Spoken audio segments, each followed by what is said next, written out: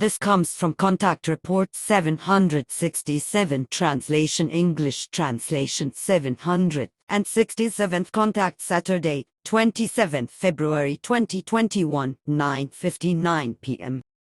Tamam, then listen well. The terms feminist and emancipate are still very often used in the present time by uneducated masses of the common people, but especially from the point of view of pathologically stupid opponents of emancipation and so on, colloquially in general abysmally and stupidly exaggerated, stupidly, completely wrong and pejoratively for women who are committed to equal rights for women.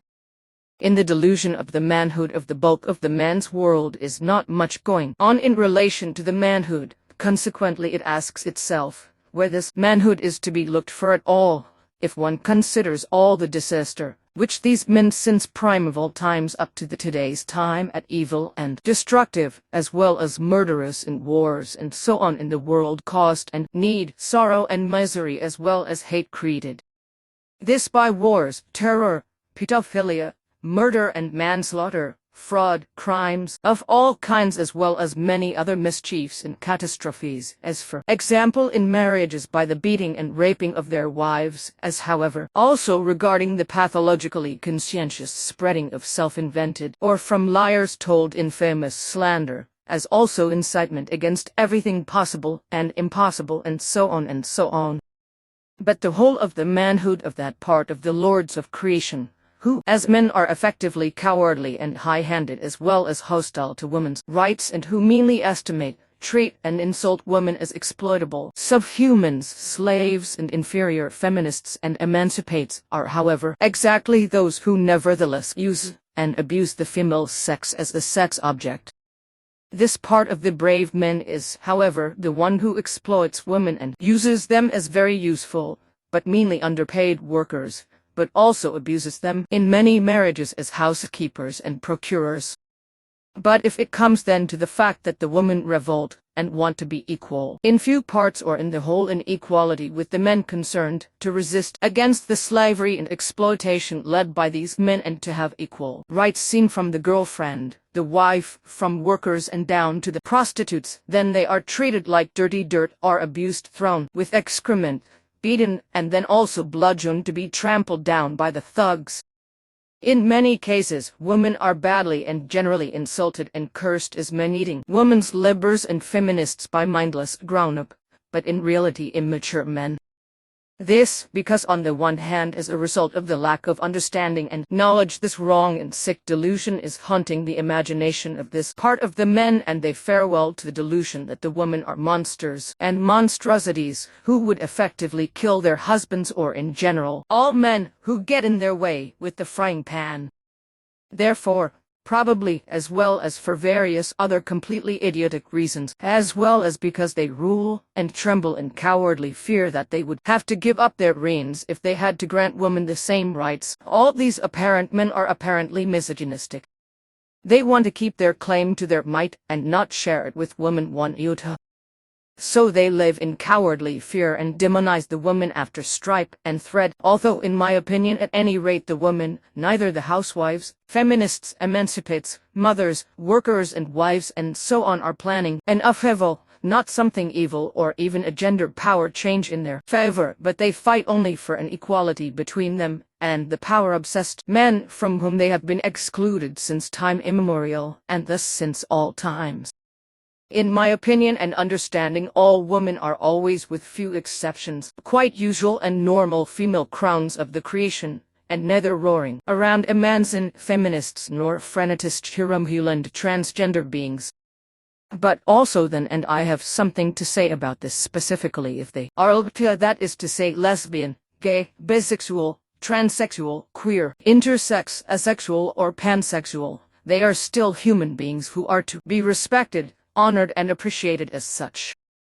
What transpires regarding their sexual orientation is entirely their own personal business and matter, as is their biological sex characteristics and gender identity, as well as the gender role that corresponds to a component of sexual identity. In general, it is to be understood and accepted that also their sexual orientation corresponds to the desire of their own person, as also concerning their sex a certain desired partnership for an emotional connection, love, and sexuality is just as given and assigned to their own need, as with every so-called physical, organic, natural, normal human being. This also applies. So basically everything is natural normal in this respect, even if different sexual orientations are given, like normal sexuality or bisexuality, heterosexuality, homosexuality, and pansexuality. The boundaries between these orientations are far less sharp than is generally assumed, but I would like to emphasize that for every human being his or her personal sexual orientation is a personal matter and, moreover, valuable. And what is still to be said, because I think it should be mentioned how, when and whether the human beings thereby live out their sexuality or not, whether they cannot do it for any certain compelling reasons, or perhaps only because of fear, shame, ignorance, or inconvenience, and so on. I learned about this at a young age when I was taking life lessons with Svahoff, that this whole thing is founded in profound psychological effects. Thereby everything is based with every human being only in his conscious or unconscious decision, as also in his conscious or unconscious will and ability, as well as in the indisputable fact that human beings, who are deprived of the possibility for it, fall prey to an unconsciously building up frigidity also called sexual coldness. This is formed as a result of a mental, emotional, consciously or unconsciously built-up conceit as sexual arousal incapacity, from which also an incapacity for an orgasm results, namely because an unconscious thought-feeling psychic poverty arises in this respect. This in turn produces various changes of the normal sexual behavior, whereby even an imagined uptight rejection against the sexual need arises from it, while however unconsciously subconsciously the sexual desire continues to exist, from which a personality estranged unfreed behavior forms, which the human beings concerned themselves do not become conscious of.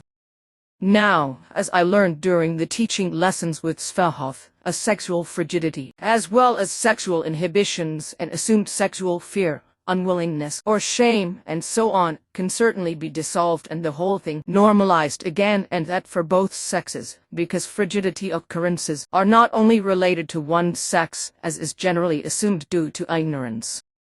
Therefore, problems of this kind can be solved both in women and in men by various means whereby, of course, there must also be a conscious interest in restoring the whole in relation to the normal sexual state, and this can be done, on the one hand, by supplying the body and the entire organism, for example, with regular and appropriate doses of oxygen, while, on the other hand, various valuable relaxation efforts of all kinds are carried out, through which endorphins release oxygen and supply it to the body and organism.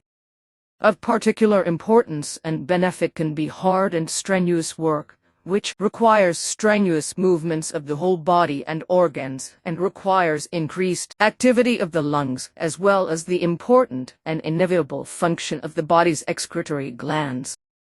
The whole of such procedures corresponds to what the human beings in themselves and for themselves can perform, accomplish, and bring to success a resolution of frigidity. This, while the ideal solution for the elimination and termination of the evil is unquestionably that of a beloved human being, who lovingly, understandingly, as well as patiently endeavors, in a natural and empathetic way, connecting and conveying security, to sensitize all necessary touches, movements, and practices, and precisely to make them inwardly fulfilling and pleasure-triggering as well as liberating for the other human being. Again, I have digressed from the basic topic, just from the topic of emancipation and feminism, where probably still some things need to be explained, and in such a way as I understand the whole thing. Everything or a lot of what is thought, said, explained, and asserted in this regard today is in many cases still the same as before, fundamentally wrong and controversial. Women who have always been independent, strong, clever, and independent, as many women are today, were and are still considered by the misogynists, those pathologically stupid, arrogant, self-important, domineering, and self-opinionated elements of men, as stupid emancipated women and freaked out feminists, even though nowadays both are appreciated by the enlightened in the population as good and reasonable activists. So, in this respect, some things have changed for the better in the people with the understanding and rationality, but unfortunately, this turnaround due to stupidity, lack of understanding and unreasonableness is now affected by it even by women, who perhaps out of revenge and retaliation, they are instructing themselves in a way that they indelicately stand out in a wrong way and, according to the bad example of the men who bully them and are hostile to them, out themselves equally like them. Thereby they give now even cause for it to give the old traditional humiliation way of their sex by the misogynists fool for the emergence of a new discrimination. Consequently in certain circles already again insults become loud, such as lousy feminist pack and bristly emancipation and so on, which does not contribute straight to a good reputation of the woman. What is still to be said now? That refers to the fact that, as it is so usual, the use of the term emancipate as a swear word is completely misunderstood and used by the male world, because they have no idea what it originally actually means and that it is a stupidly stupid and the basic facts as well as the meaning falsifying extension form of a meaning concept, which had purely nothing to do with the female sex. Thereby, a conceptual and linguistic falsification of the latent word value, emancipation, German emancipation, took place, which, however, in no way has anything to do with a character trait behavior and personality behavior, which is what the unworthiness and the falsification and use of the term emancipate as an insult amounts to. Basically, the original latent word term means that a son is released from the paternal care, or a human being is released from slavery and handed over to self-responsibility. Already this meaning was interpreted by latent translators wrongly and fact-explanatory, incompletely, namely simply as release of the son from the paternal dual or also the release of a slave. If the Latin original term emancipation in German emancipation is interpreted in an understandingly correct and explanatory way, then it has in no way anything to do with what stupid misogynist elements use to insult independent, strong and self-acting women as emans or even more stupidly as feminists. Emancipation is not only aimed at the female gender, because not only women need it, but also men. And as since ancient times the emancipation as a thing has arisen with the earthiness, so with the indogmiserable way emancipate themselves not the woman stood badly there, but the man's world. For all the past millennia, instead of concentrating on character, personality, humanity, righteousness, peace, love and harmony, and so on, and emancipating themselves as valuable human beings, they have explicitly done the opposite and revealed themselves in a way of emancipationlessness, respectively in a loud-mouthed and power-greedy independence, as well as in cowardice, in despotism and in vindictiveness, and so on, which cannot be worse in any form. And this incapability of emancipation of the man's world with regard to its independence, dependence, and inequality with the woman whose nature is usually oriented to protection and peacefulness, motherliness and love proves itself by uncontrollably causing mischief again and again. Through this, human beings die in masses because these unemancipated would-be men are rulers who can neither think independently, judge nor make correct decisions, also cannot decide independently rationally and also cannot act in an objective way. Controlled by their unsteadiness, they also let themselves be blatantly affected by their whims as well as by their delusion of self-sameness, just as they also let themselves be influenced by personal domineering errors as well as by political, religious and sectarian influences and let themselves be provoked and carried away to mischief acts, just like wars and terror. They allow themselves to be influenced against reason and rationality due to their lack of independence and their delusion of self-sameness and their inability to think logically and healthily, and therefore they allow themselves to be provoked by all kinds of circumstances whereby they cannot master the whole thing and also cannot decide in a consistent manner by which they conjure up mischief, such as wars and terror. Thereby thousands and even millions have been murdered since time immemorial, and this again by another dependent male nation, which also, in its pathological delusion of self-equality, lets itself be directed by orders of the rulers without resistance, like obedient dogs, into wars as well as to acts of terror and mass murders. This because those who are squatting at the government power let themselves be carried away by all kinds of speeches from their own ranks or from foreign state governors, or by machinations as well as by aggressions, as well as by greed for power, greed for land, delusions, greed for money, and delusions of religion, fanaticism, sectarian lies, greed for revenge, and by political hatreds as well as by political quarrels, and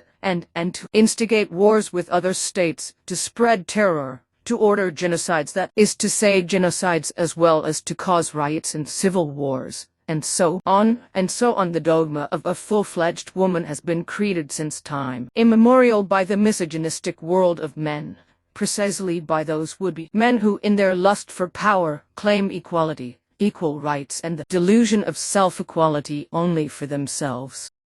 And this dogma of the full-fledged woman is based for these misogynistic smear elements only in the fact that the woman is only full-fledged if she is a good housekeeper and pimp, that is to say performs good sex desire satisfaction services. And finally, the goodness of her perfection also still depends on the fact that she is a good mother for the offspring. Everything else is questioned.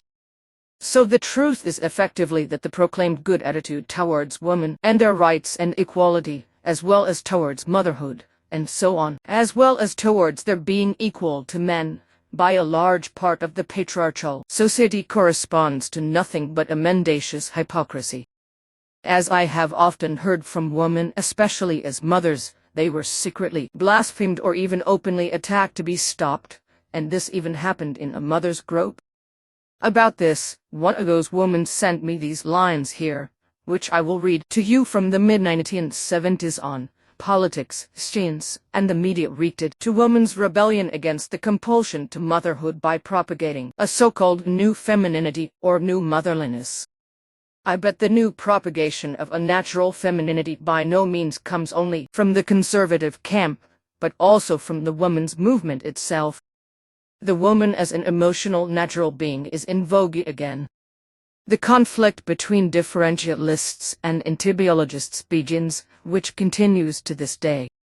What it is all about, I do not know, but I see from this that somehow some conservatives and also a women's movement demand that a new femininity or new motherhood should be created, whereby motherhood should also be forced, because it is in vogue or just fashionable or in trend. I still have not come to terms with everything, because I want to say something about the term feminism, which is mostly used colloquially in a pejorative and insulting way for women's rights activists or feminists, as is the case with women who stand up for their emancipation. I remember, however, that for the misogynists in England the shot went backwards instead of forward, when journalists of the English press tried to disparage and devalue organized suffrage activists by calling them radical suffragettes, an expression that was used at the beginning of the 20th century to denigrate women in England and elsewhere.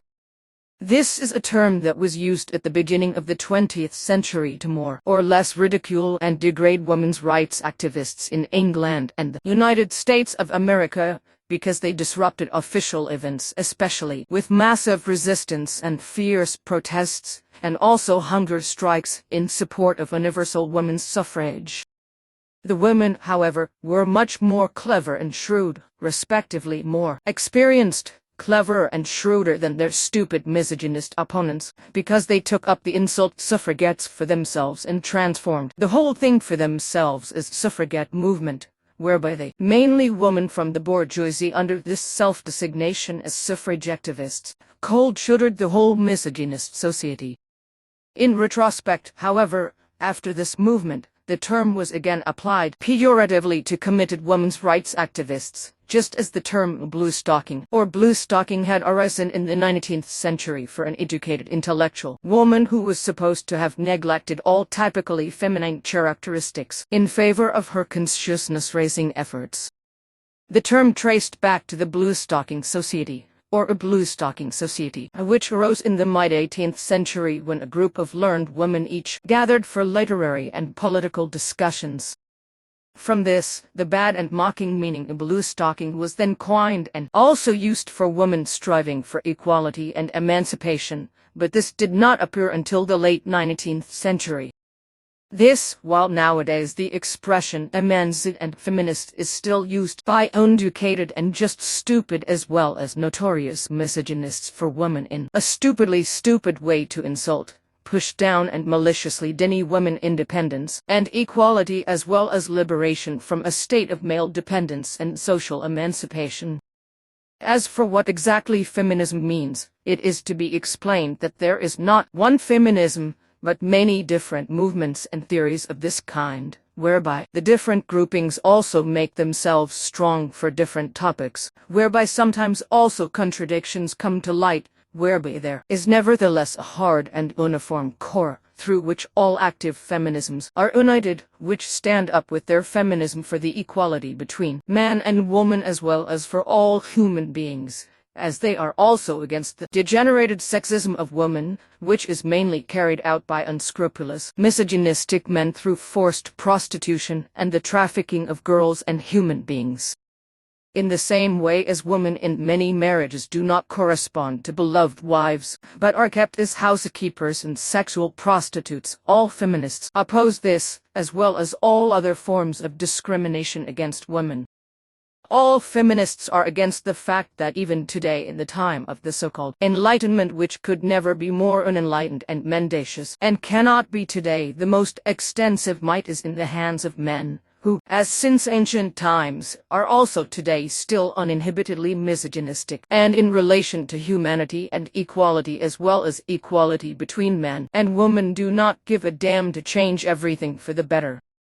They are also absolutely unapproachably stubborn and dismissive of any improvement in justice and peacefulness and humane treatment towards women.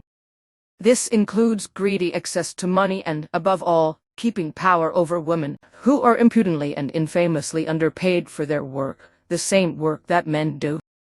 And in the same way as in companies and corporations as well as in the executive floors, everything happens in the private sphere as well as in misogynistic governments in which women are usually only presented as objects of presentation and show at state occasions and so on, effectively only relevantly to the rulers desiring them at state receptions and so on. But it is also about the fact that when a woman is presented, be it to a man in power or to any other important man, then he is listened to and considered competent. Consequently, he is also usually mentioned in the history books, whereas the woman is not mentioned at all, but nothing is reported about her important role in history or her importance is simply talked down. The goal of feminism is not to bring women to power instead of men, who would then cause world chaos, as this corresponds to the misogynists with stupid claims and idiotic bullshit. Of course, there can also be incompetent rivets among women, who are not suitable as state leaders, for which we have enough evidence in the present time in all European countries in addition to the majority of male rivets. But this is now once so, because already since ancient times from the earthlings was never learned that the peoples should not be governed power-obsessed or not be directed by rule power, what the word term governed means in principle, this contrary to what should be, namely, that the peoples should be led and led understanding reasonably and humanly. The mentioned stupid and other frequent stupid arguments of the misogynists against feminism are so stupid and morbidly childish that they thereby reveal their sheer imbecility and openly prove themselves that they do not understand anything and also cannot comprehend that feminism is about a good and just distribution of all rights with regard to the equality and self-determination, not only of the human beings, but about the whole for the equality, rights, self-determination, and freedom of all human beings of both sexes. If feminism is examined closely in this context, then I find that there is also a form of intersectionality in it, which I think is expressed by trying to think through all the different forms of discrimination in order to take into account as many different perspectives as possible at the same time. And that, I think, is extremely important, because the term feminism must also be used in relation to the right of women to have a say in everything and anything in society, and not just leave it to the men's world. Equally, even superficially and fundamentally, this right must first and foremost prevail and apply in the family, in which woman and man have equal conversational rights to exchange and discuss thoughts and the pros and cons, and then bring the whole thing to a peaceful consensus precisely in complete equality. But this alone is not enough, because with the whole of the family also the personal contact of man and woman is of enormous importance. And this does not only result from a clear, good and peaceful communication and equality with the family rights and the mutual recognition in this respect, because in relation to a family this consists evenly basically first of all of woman and man, and therefore of an officially married or unofficial and evenly unmarried couple. And in this regard, there are also commonalities regarding physical intercourse, and thus also sexuality and the corresponding needs and desires, as well as possibly aversions or inabilities, and so on, which are to be discussed and clarified in a real and good way between man and woman in equality, without one side exercising a demanding and dominating dominance and the other side being driven into depression.